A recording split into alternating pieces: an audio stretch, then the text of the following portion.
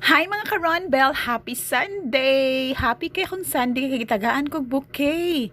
Pasalamat siguro niya kay ako na makaluto pirmi kay last time katong available pa siya may tigluto sa mong lunch. Karon ako na po available, ako na po tigluto. Kabaw ni gayong bana unsay kiliti na ako, binasket or binuking vegetables more than happy na kay ko ana pero no need naman unta kay kada adlaw buntag og gabi mo kiss og hagi na siya bisan di pa mo duty.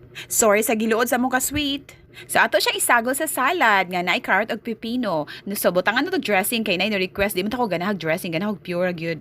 Unya para kumpleto ang Sunday celebration atong apilan og avocado ang saging nga gardaba salad.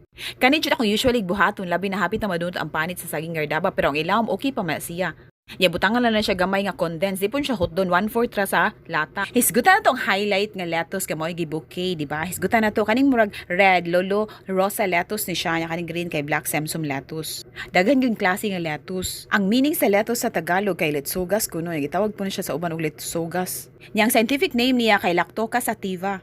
According to Style Craze, a review ni Monica Oslander Moreno, MS or IDN, this green leafy vegetable is an excellent source of essential nutrients and antioxidants. Rich source of vitamins K and A sa siya niya possess numerous impressive health benefits. Happy salad lunch everyone! Mao kini Aron Belgams!